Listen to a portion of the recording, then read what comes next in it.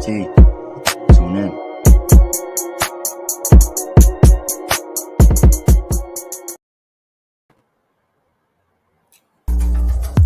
Bones, culture of thrones, set ablaze by the majority. Tired of complacency, ready for the anarchy, 'cause what's left to lose? Everything is lost. Time to turn to the new. Stand in your ground, hold it. Man-made earthquakes shake the foundation of centuries of colonies. Time for erasure of stains. Questions. Whys. What abouts? Good morning, good morning, good morning. How's everybody this morning? I hope everybody is fine on this Wildin' Out Wednesday we have here today. So,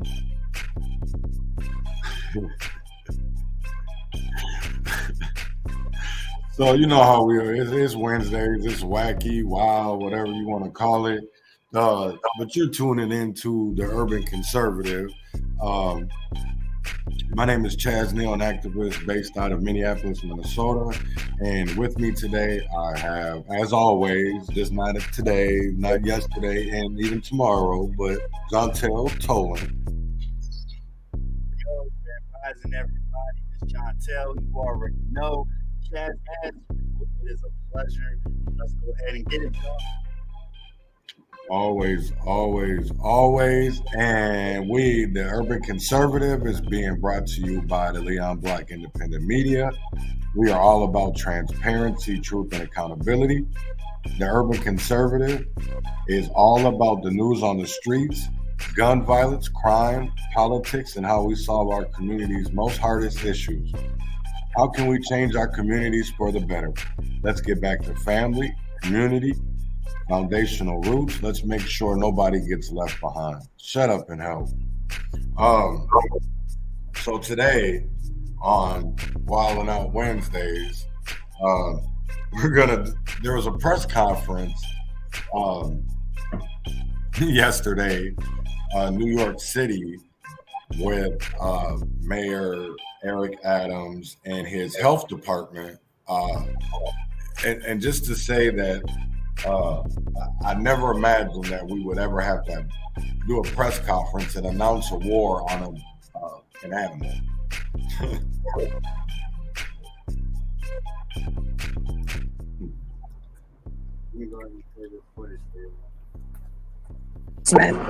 But the rats don't run the city. We do. The rats are absolutely going to hate this announcement. But the rats don't run the city. We do. This is not Ratatouille. Rats are not our friends. The rats are absolutely going to hate this announcement. That's crazy. They literally did a press conference and they're having a war on rats. And during this, so there's a new initiative that they're doing in where you're not allowed to leave your garbage out anymore like that, waiting for it to be picked up. So there's a certain time that you can put your garbage out, and that's supposed to help get rid of the rat infestation, the rat problem. What is that doing? It doesn't do anything, but because what? The trash is just going to stay in people's homes, and then what? The rats are just going to stay. That's not doing anything. No, it's not. It definitely isn't.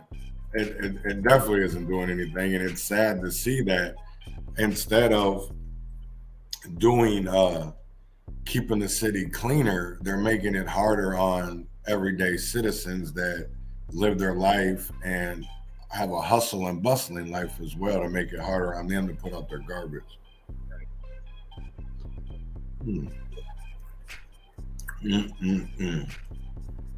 Right. You got some coffee? Right. Extra creamer? Very, very. Who, me? Yeah, you. Oh, yeah. No, I always gotta have my coffee. Always gotta have my coffee. Yo, same.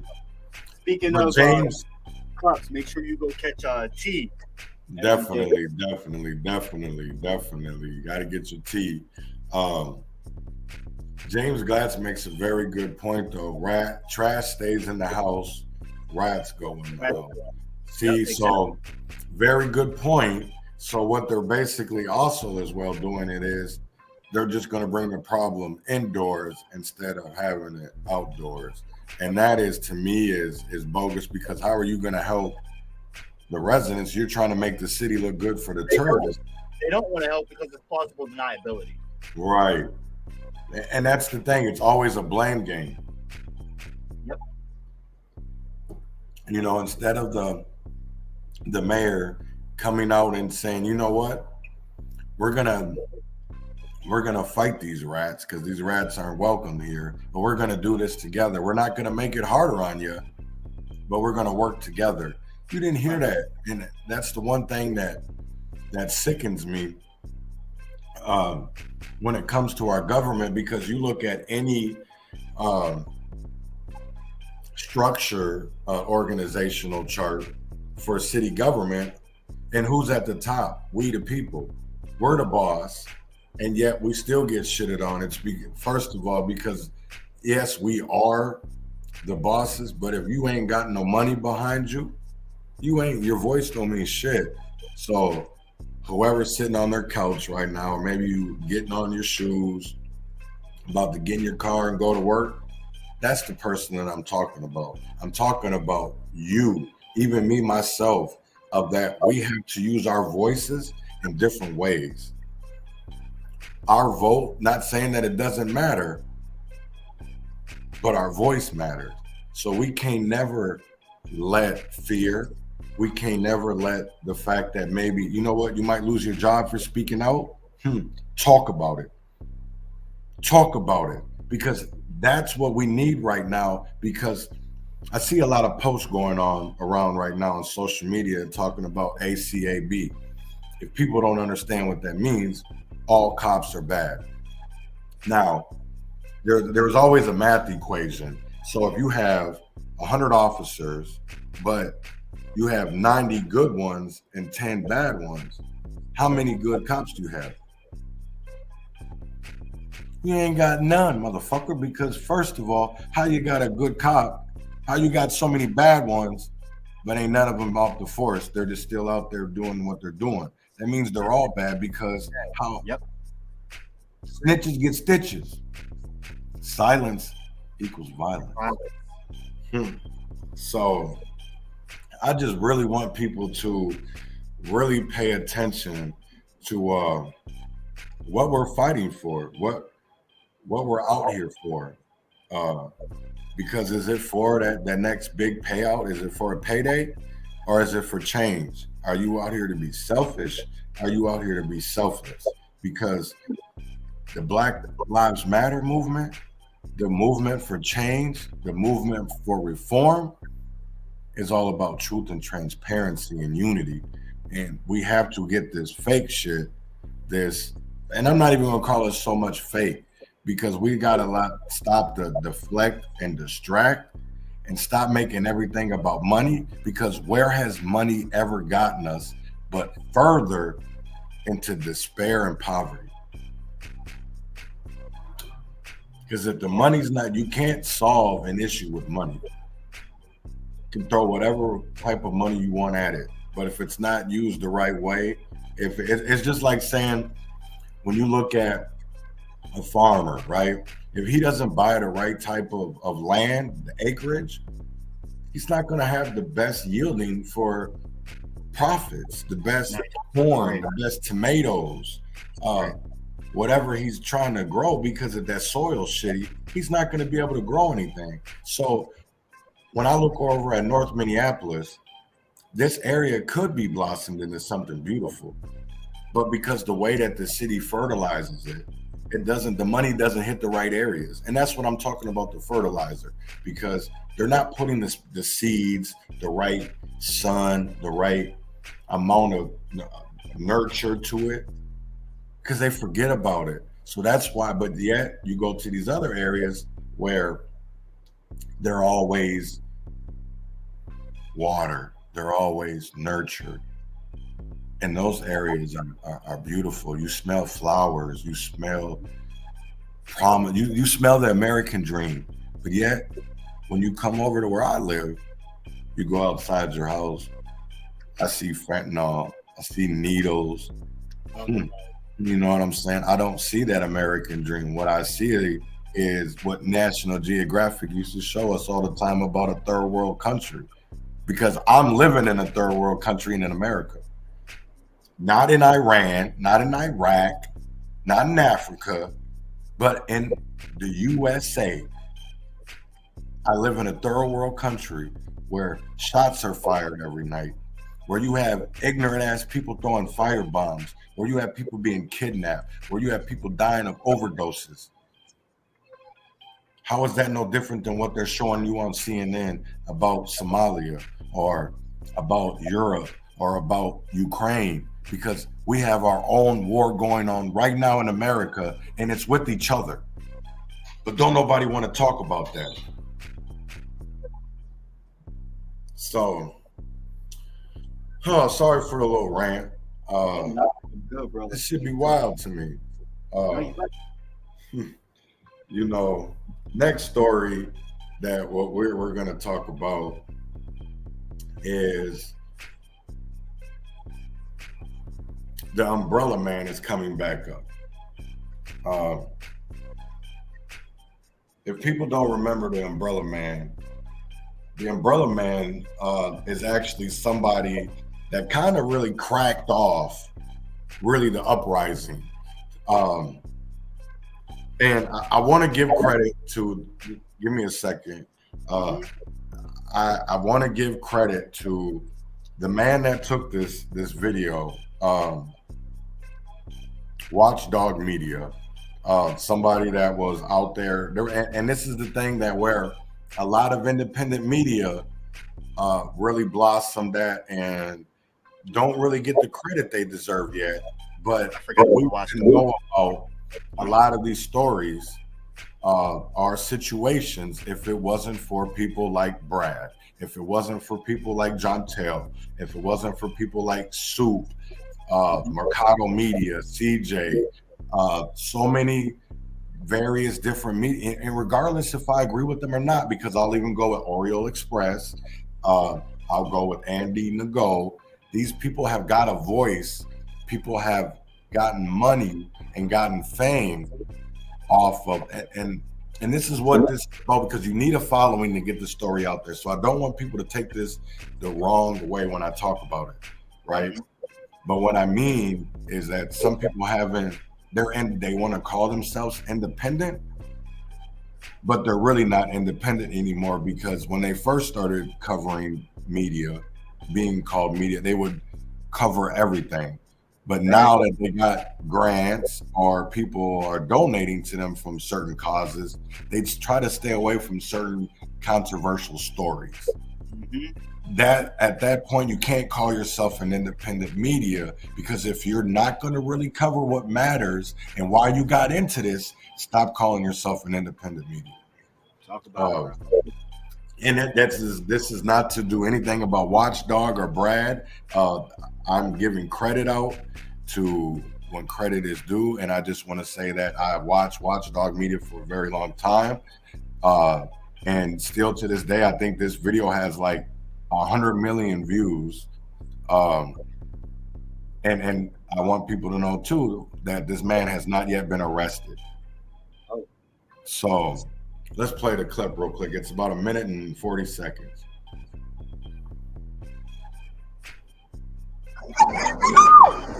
God.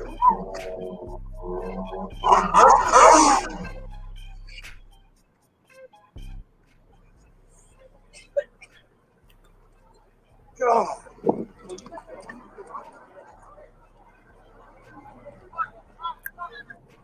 Oh, look, it's a Maserati. Yo, that shit was wild, bro. I was down there. That shit was wild. People got milk. Yeah, I got water and milk, guys. I'm good.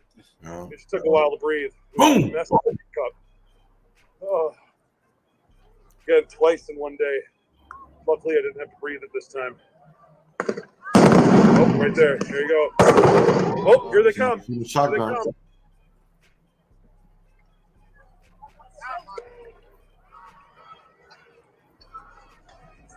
That's why I'm doing this, you guys. What's up? Yeah, see, watch this.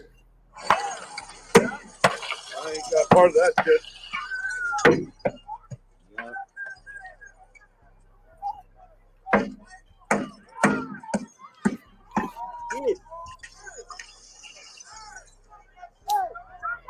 Oh, I zoomed in. I'll do my little bit. Those cops will come for you if you're pulling that crap. No, that's garbage. You're pulling that shit. No, oh, god damn it. So, what you're not seeing in that clip is that was a little bit, I think it was about 30 seconds after. They didn't use Brad's whole video that night from Watchdog that day.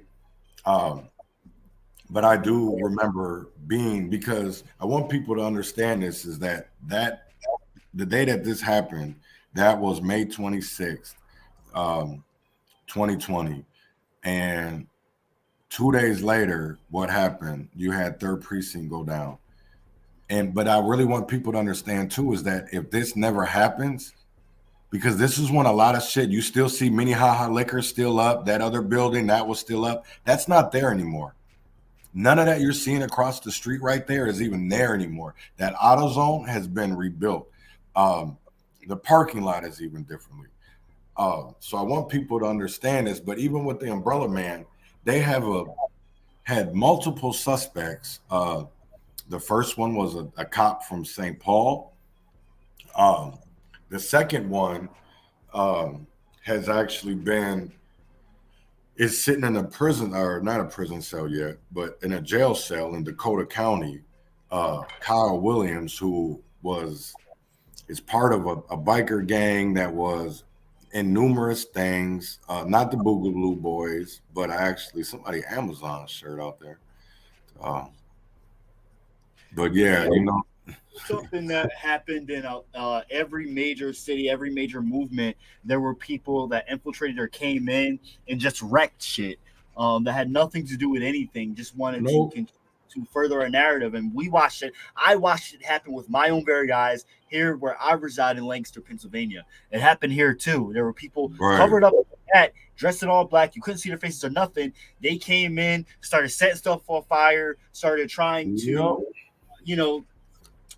go and they were smashing store windows. So then the news would come in the next day and try and say that protesters or rioters did this, that, and the third. Doing this and doing that, right? And that's the way that it always goes. They like to put a narrative out there, and that narrative isn't even close to being the truth, because I'll tell you right now that the narrative that was put out about Minneapolis during that time period, I will say this: Minneapolis stood up to a lot of injustice. And what people don't understand is you have to know the background of MPD. You have to know the background story to the Minneapolis City Council. You have to understand that there's a long history when it comes to the community, especially the community of color, the community of blacks, when it comes to government, and not only just Minneapolis, because there's a lot of places right now that should have happened what happened in Minneapolis, because right now they care way more about profits and property than they care about people. And we see that more and more and more every day. Every day we see it. The deflect, distract, it's to keep us away from the goal line. It's our offensive coordinator trying to call like in Seattle where they should have gave the ball to the beast and they wanted to throw it. So that's what's happening. Instead of us running the ball, they want us to do a pass play. Where the smart play right now is to do a run play. So why are we trying to pass the ball? Let's get back to what we know, what we were raised with. Being a family, being together. And I know somebody out there knows who that is. I know there's somebody out there that's probably sleeping with that person. He probably, man, right now getting up for work. Yep. And don't give two fucks. But that's the man that really, beyond, he didn't kill George Floyd, but he definitely was the start of the uprising. So really want people to think about that, because for every action, there's always a consequence. Regardless if it's a good action or a bad action, there's always consequences to it. There's always consequences to everything that we do in life. And we're going to be right back. We're going to take a small, short commercial break. Got to pay the bills. So y'all already know what it is. Wildin' Out Wednesdays. My name is Chaz, and I'm my co-host John Till, and we'll be right back. Bones, culture of thrones, set ablaze by the majority. Tired of complacency, ready for the anarchy, 'cause what's left to lose? Everything is lost. Time to turn to the new. Stand in your ground, hold it. Man-made earthquakes shake the foundation of centuries of colonies. Time for erasure of stains. Questions. Whys. What about us?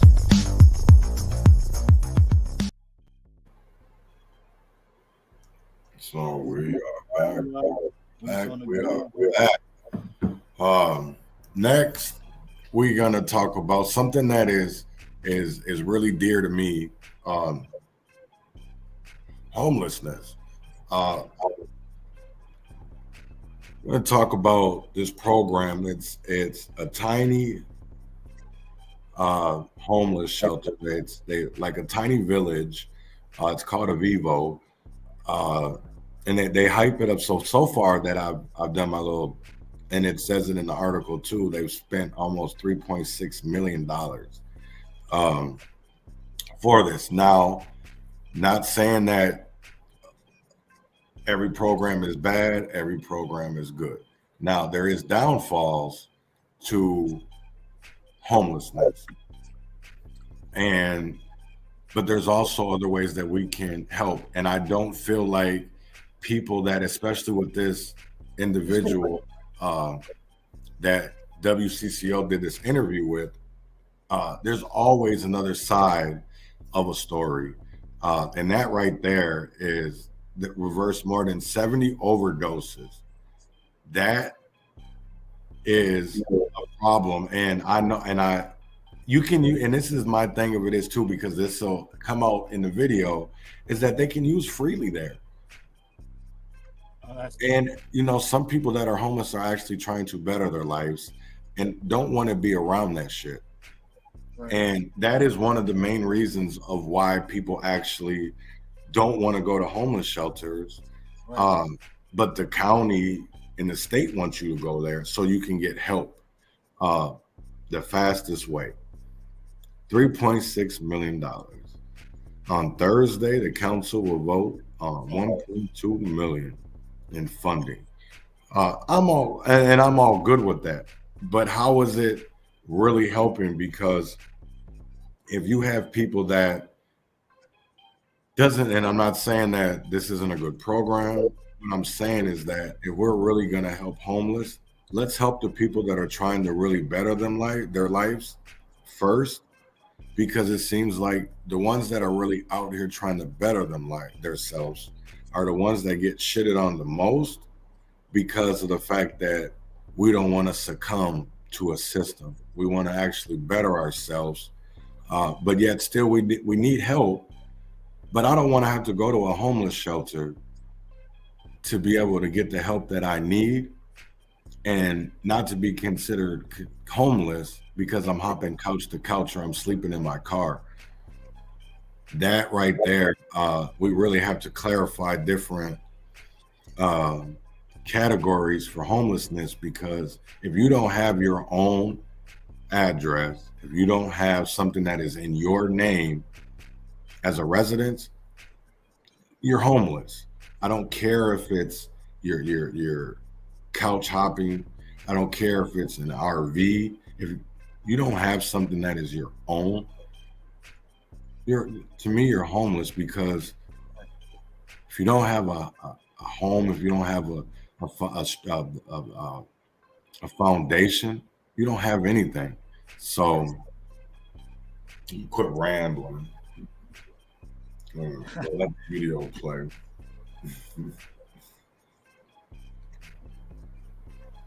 As a first of its kind homeless shelter last year, 100 tiny homes inside a building in the North Loop. A former resident told WCCO's Jennifer Merrily that he felt safer living on the street, but the nonprofit says their model is working.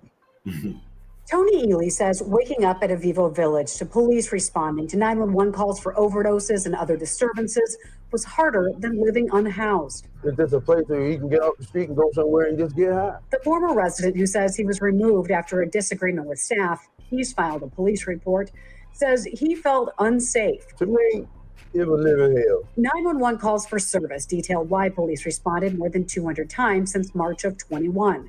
Things like assault in progress, person with a weapon, the highest number of calls for overdose. Representatives for Avivo Village tell us it's important to look beyond the numbers. I mean, what happens on the street shows up in an unsheltered homeless shelter. John Tribbett, a service area director, says their team has reversed more than 70 overdoses. None of those 911 calls for ODs have turned deadly, he says. More than likely, if those individuals had been residing on the street at the time of those overdoses, some of those individuals would not be here with us today. And he says the model of providing shelter and connecting people with resources is working. Just last week, Avivo Village celebrated housing 300 plus since opening and helping over 100 move to permanent housing, where the mayor said it's seeing incredible success. I would put the work that we are doing up against any other city in the entire country. Tony thinks they should be doing more to help people living there feel safe. It's not the Vivo that everybody thinks that's a Vivo. In Minneapolis, Jennifer Merrily, WCCO 4 News. Wow. So, I mean, that is something to think about, that what they got said, it's not what everyone thinks. And I think there's always three sides to a story. Right. Because there is a lot to take in there, and there should be different areas of things. Like I do support harm reduction. I do support people having somewhere off the streets to use. I do support that, but I also think that area there needs to be an area for that, and it needs to be monitored. And people that want to feel safer or that don't use in any kind of way have a different area, maybe, so that they can feel safe, and everyone, there's some kind of accommodation for everyone in that sense.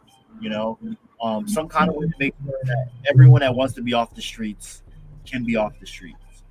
Right. And I'm going to take it just a tad step further, because my thing of it is, if you're doing, and this is my part about harm reduction, that I think I see harm reduction in a different light sometimes. If we're going to allow people to use, we shouldn't have to bring them out of overdoses, right? Mm-hmm. So right now we have fentanyl testing strips. Mm-hmm. Why are they not being able to test their product before they use? If you're allowing them to use it there, why not let them test it first? Right. And that, I completely agree. It doesn't make any sense to me of you're allowing them to use there, but you're not protecting them, and you think that you're protecting them because you have Narcan. No, But why? That you bring up a good question. Why are they having any overdoses, or why they're having that high of overdoses to begin with? 70. Yeah, it's because there's so much bad product out here, and honestly, that's the only one that go to 911 calls. So I want people to realize that he only gave up the numbers that he had to. He didn't give them up all, because when you look at the data, so out of since they opened of last year, March 21st of last year, there's been almost 400 calls, police calls for various things. Now, sometimes I want people to know too, we have two different types of systems. We have 311, which they didn't give up their number. That is non-emergency, but you still get an officer, or you get a social worker, a community service work officer, whatever the hell they call them. And then 911, you get police, automatically police. They only gave up the 911 numbers because they already know they would have gave up the 311 numbers. I can guarantee it was probably over 1,000 calls. Right. I can guarantee it because of the simple fact of 311, you call for property crime, you call for theft, so many public nuisance, whatever, things that they don't feel you need to call 911 for anymore. You're calling like, even if your house, you come home and your house is broken into, if there's not an intruder there, they're going to tell you to call 311. And if it's not during their 311's business hours, which I think is 8 to 8 every day of the week, you got to wait. What? You heard me. Or you got to go down to the police station. Wow. Yep. That's how it goes.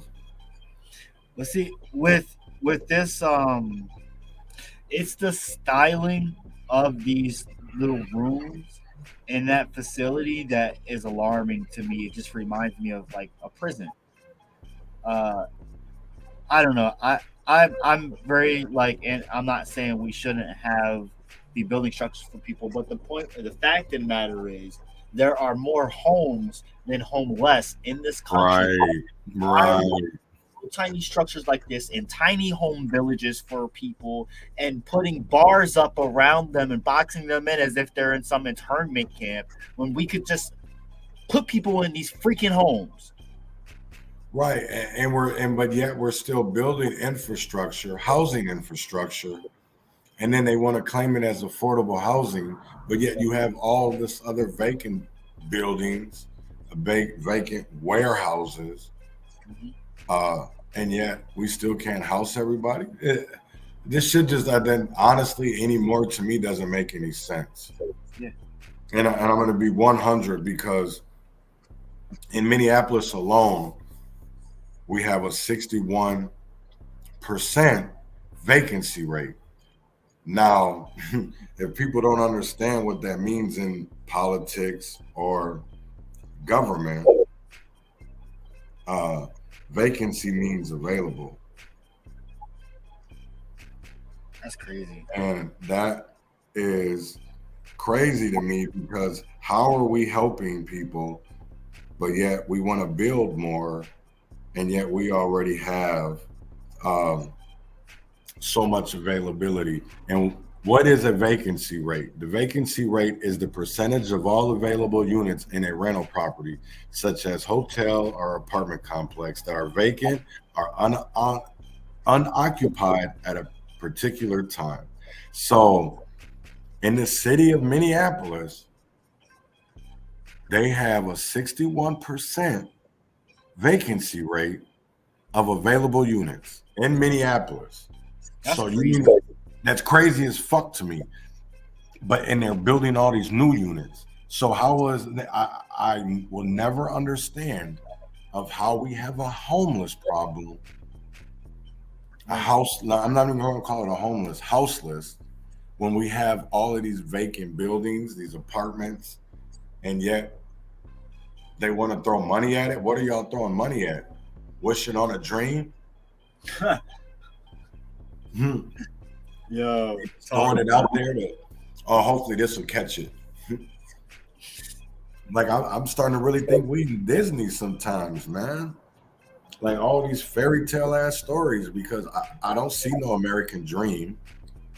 I don't see the opportunity to have a home, own a home, have that white picket fence, to be loved thy neighbor, to be treated equally, to have the opportunity that everybody has. No, because the American dream is a myth.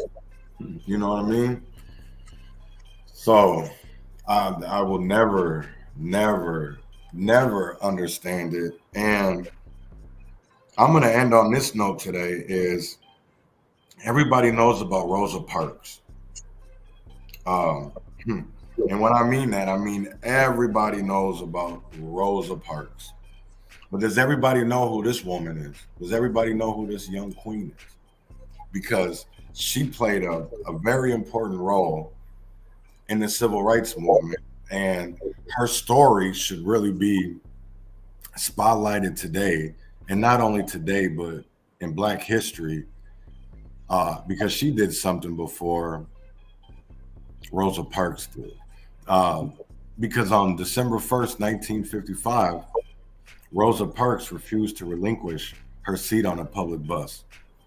Parks' protest sparked the Montgomery bus protest and galvanized the civil rights movement. Yet she was not the first African-American individual in Montgomery to stand up against injustice in such a manner. On March 2nd, 1955, 15-year-old Claudette Colvin was riding home on a city bus after a long day at school. A white passenger boarded, and the bus driver ordered Claudette to give up her seat. Claudette refused. As she later told Newsweek, "I felt like Sojourner Truth was pushing down on one shoulder and Harriet Tubman was pushing down on the other. I was glued to my seat." Colvin was arrested for her civil disobedience and briefly put in jail. The NAACP and other civil rights groups considered rallying around Colvin's case in their campaign against Alabama's segregation laws before focusing efforts on Rosa Parks' protests 9 months later. Nevertheless, Colvin was one of 4 plaintiffs in the landmark Browder versus Gale case of 1956, which ruled that segregation laws of Montgomery and Alabama were unconstitutional.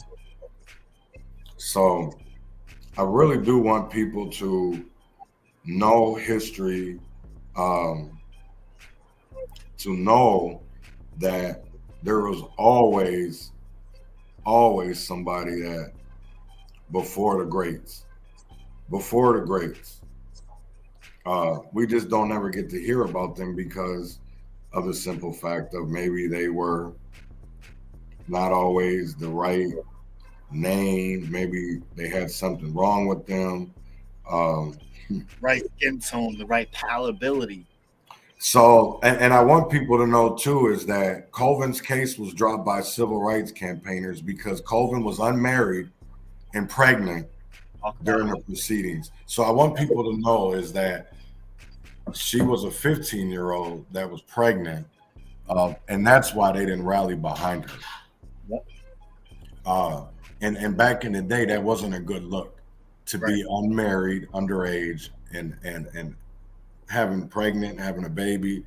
So that just shows you right there of something that we see: classism, rankism, things to make people not rally behind you, make another excuse to say that your Black life does not matter because you have a past.